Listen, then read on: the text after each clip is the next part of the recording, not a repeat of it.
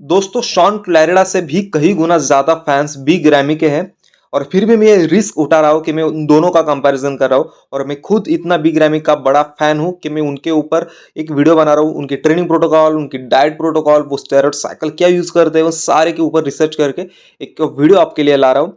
But दोस्तों मुझे लगता है कि जहाँ स्टेज की बात आती है तब जजेस ओनली फिजिक देखते हैं और जजेस को बायस भी नहीं होना चाहिए। बिकॉज बिग रैमी हो या फिर शॉन क्लैरेडा हो, दोनों की एज लगभग सेम चल रही है। बिग रैमी 38 के, शॉन क्लैरेडा 40 के, तो दोनों ने ऑलमोस्ट सेम एफर्ट्स किया अपने करियर में। तो उनको अपनी फिजिक देख के डिसीजन देना चाहिए। बिकॉज अगर बिग रैमी की बात करें देन उन्होंने भी अपने ओवरऑल फ्रेम को 100% फील करा है, 100% अपने पोटेंशियल को टच करा है। और शॉन क्लैरेडा ने भी वैसे किया और शॉन क्लैरेडा तो अभी भी इंप्रूवमेंट कर रहे हैं। अभी भी वो ओलंपिया से वो 4 LBS बिगर आए थे आर्नोल्ड क्लासिक के स्टेज पे। बट दोस्तों मुझे लगता है कि बिग रैमी के लेग्स में एंड ओवरऑल बॉडी में उतने अच्छे सेपरेशन जेनेटिकल नहीं है। बट बॉडी बिल्डिंग स्टेज पे जेनेटिक्स को देखा ही नहीं जाता। बिकॉज अगर आकिम विलियम्स की बैक जेनेटिकली अच्छी होती देन वो अपर प्लेस भी ग्रैब कर सकते थे, वो स्ट्रॉन करेडा से भी आगे चल रहे थे। बट उनकी बैक जेनेटिकली अच्छी नहीं है। तो ये जेनेटिक के फैक्टर डेफिनेटली मैटर करते हैं। बट जिसकी जेनेटिक अच्छी नहीं है और फिर भी वो 100% मेहनत करता है, और जिसके जेनेटिक्स अच्छे है और वो भी 100% मेहनत करता है, देन डेफिनेटली उसको ज़्यादा प्रायोरिटी बॉडी बिल्डिंग में मिलती है। Because after all it's all depends on how the body builder looks on the stage. So directly comparison start करते हैं। और दोस्तों मुझे पर्सनली लगता है कि शॉन क्लैरेडा फोर्थ प्लेसिंग ग्रैब कर सकते थे। और वो कैसे कर सकते थे, क्यों कर सकते थे, इस चीज को मैं अभी प्रूव करने वाला हूँ। सो दोस्तों फर्स्ट पोज में लेने वाला हूँ फ्रंट डबल बाइसेप। और दोस्तों अर्नोल्ड क्लासिक में फ्रंट डबल बाइसेप में मुझे बी ग्रामी की अपर बॉडी इतनी अच्छी लग रही थी, इतनी सुंदर लग रही थी और इतनी सिमेट्रिकल लग रही थी। मतलब ओलंपिया से तो डेफिनेटली इंप्रूव थी। हालांकि उनके ट्राइसेप्स काफी छोटे हो चुके हैं और ऑलमोस्ट अभी उनके आर्म्स शॉन क्लैरेडा के आर्म्स जितने लग रहे हो गए आपको। बट डेफिनेटली दोस्तों उनके कोच ने कहा कि वो इंप्रूवमेंट करेंगे ओलंपिया तक, तो देखते हैं। लैट्स भी छोटे हो चुके हैं। बट दोस्तों जो उनकी वेस्ट है वो ओलंपिया में मुझे थोड़ी सी ज्यादा लगी थी, बट अर्नोल्ड में मुझे उनकी वेस्ट बिल्कुल कंट्रोल लग रही है। और मिड सेक्शन का तो उनका कोई इश्यू होता ही नहीं है। बट वही बात अगर लोअर बॉडी की आती है देन पूरा तालमेल बिगड़ जाता है। अगर साइज की बात करी जाए देन उनकी लोअर बॉडी अपर बॉडी को और डोमिनेट कर देती है। बट वही उनके लोअर बॉडी में सेपरेशन दिखता ही नहीं है दोस्तों, and it's a genetical factor. उसमें बी ग्रैमी या फिर उनके कोच या फिर कोई भी डॉक्टर उतनी ज़्यादा इंप्रूवमेंट नहीं कर सकता। Because after all it's all about genetics. और 2015 में जैसे उनके लेग्स में सेपरेशन दिखता था वो उनके लेग्स में कभी दिखा ही नहीं है उसके बाद में।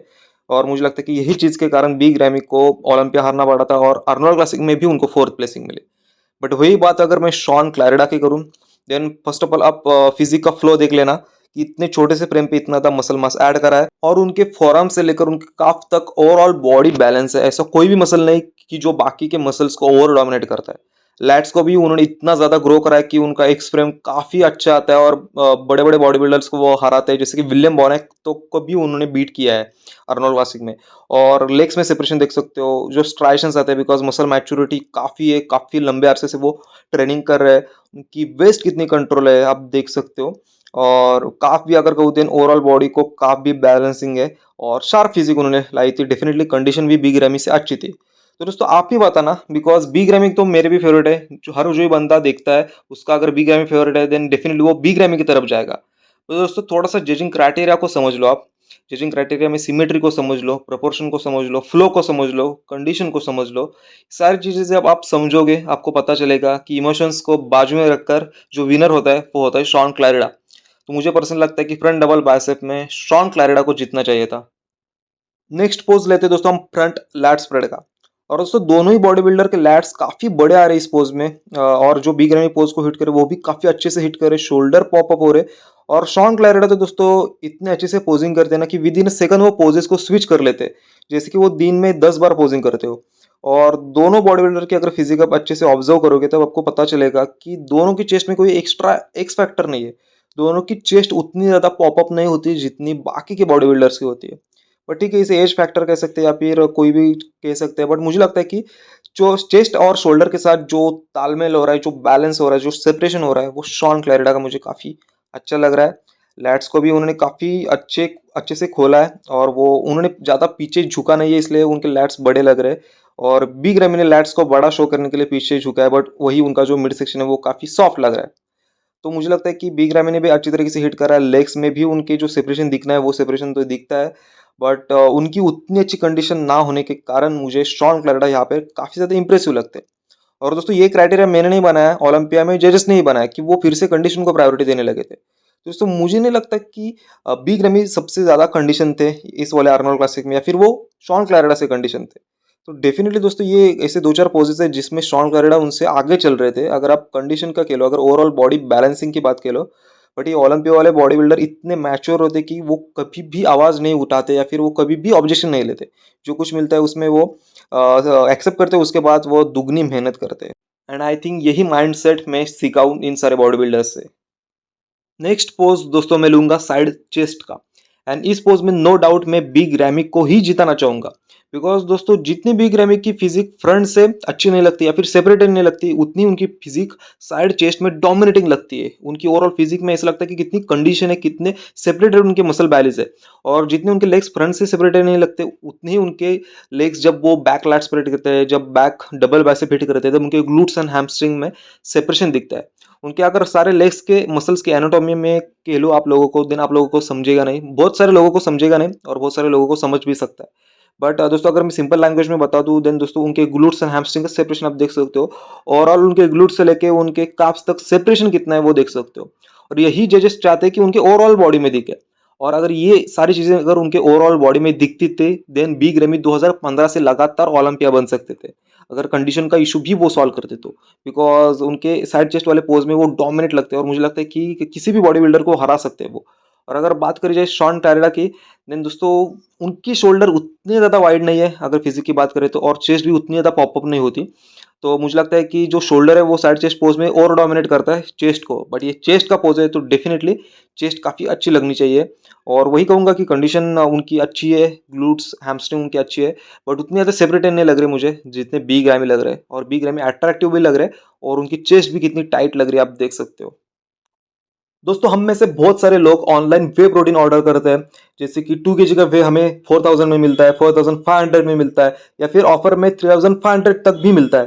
बट कौन सा प्रोटीन ऐसे एश्योरिटी देता है कि उसमें सारे वो कंटेंट्स मिलेंगे जो कि आपकी फिजिक ग्रो करने में आपको हेल्प करेंगे, आपके ट्रांसफॉर्मेशन करने के लिए आपको हेल्प करेंगे। पर दोस्तों ट्रांसफॉर्मियम न्यूट्रिशन ला रहा है एक ऐसी pride series just specially for students या फिर ऐसे लोग जो ज़्यादा प्राइस अफोर्ड नहीं कर सकते, बट फिर भी उनको इंटरनेशनल कंटेंट्स चाहिए या फिर इंटरनेशनल स्टैंडर्ड्स चाहिए। वो सारे कंटेंट्स इंग्रेडिएंट्स उनको चाहिए जो उनकी बॉडी बनाएंगे, जो उनका ट्रांसफॉर्मेशन करेंगे। तो वो दोस्तों आपको आएगा 2 kg का whey under 4000 with my discount code. तो इतने कम रेट में हम ला रहे हैं आपके लिए जेन्युइन प्रोडक्ट। तो ये सीरीज जल्दी लॉन्च होने वाली है, so guys stay tune on my channel. इसके बारे में मैं डेफिनेटली बताऊंगा जब लॉन्च हो रही है, ये जस्ट अनाउंसमेंट है। तो कितने लोगों को एक्साइटमेंट है डेफिनेटली मुझे कमेंट्स में बताना। तो चलो दोस्तों अगला पोज ले लेते हैं हम बैक लैट स्प्रेड का। और इस पोज को बैक लैट स्प्रेड कहते हैं बिकॉज जो बॉडी बिल्डर्स होते हैं वो अपने रियर साइड से बैक को स्प्रेड करते हैं, और तब उनके रियर डेल्ट की साइज, उनके बैक की विड्थ, उनकी थिकनेस और उनके ट्रैप्स का एरिया कितना सेपरेटेड है, वो सारी चीज़ को जजेस नोटिस करते हैं। साथ ही साथ ग्लूट्स हैमस्ट्रिंग को कितना टाइट करा है और ओवरऑल बॉडी को एक ही पोज में कितना ज़्यादा टाइट करके होल्ड करके बॉडी बिल्डर रखते हैं, ये भी देखा जाता है। और साथ ही साथ काफ्स भी देखे जाते हैं। तो अगर बात कर लूँ मैं बिग रैमी के, दिन उनके फ्रेम के अकॉर्डिंग उनकी बैक काफ़ी बड़ी है, और शॉन क्लैरेडा की फ्रेम के अकॉर्डिंग उनकी बैक भी काफ़ी बड़ी है। बट शॉन क्लैरेडा के ग्लूट्स एंड हैमस्ट्रिंग मुझे यहाँ पे डोमिनेटिंग लग रहे हैं, मतलब ओवरऑल बॉडी को बैलेंस लग रहे हैं। बट अगर बिग रैमी के हैमस्ट्रिंग का दिन मुझे लगता है कि उसमें डाउनफॉल डेफिनेटली आया है। और वही अगर काफ की बात आती है, देन बिग रैमी के काफ्स काफ़ी छोटे हो चुके हैं, वही शॉन क्लैरेडा के काफ़ी बैलेंसिंग में चल रहा है। तो ओवरऑल बॉडी शॉन क्लैरेडा की बैलेंसिंग है, इसलिए उनको अपर प्लेसिंग्स मिलती है ओपन डिवीजन में भी, और यही एक बेस्ट चीज़ उनके साथ हमेशा होती आ रही है। तो दोस्तों इस चीज़ में कोई भी विनर हो सकता है, बिकॉज रियर डेल्ट काफ़ी बड़ा लगता है मुझे बिग रैमी का, जो कि स्टार्टिंग से है। लोअर बैक में भी उनकी अच्छी खासी डेप्थ है। और अगर पर बात में कह लूँ कि ओवरऑल 3D मसल्स की और कंप्लीट फिजिक की, देन मुझे इस पोज में शॉन क्लैरेडा अच्छे लगते हैं। बट डेफिनेटली सब्जेक्टिव स्पोर्ट्स है, तो इसलिए आप बिग रैमी को भी जिता सकते हो। तो दोस्तों यही 4 पोज फर्स्ट पार्ट में मैंने कंपेयर किए थे। लास्ट के मतलब आगे के 3 पोज हम अगले पार्ट में करेंगे कंपेयर, बिकॉज मैंने चाहता कि आप लोग बोर हो जाओ और वीडियो ज़्यादा लंबा हो। तो डेफिनेटली दोस्तों इन 4 पोजेस के बारे में आपका क्या थॉट है, डेफिनेटली मुझे कमेंट्स में बताना।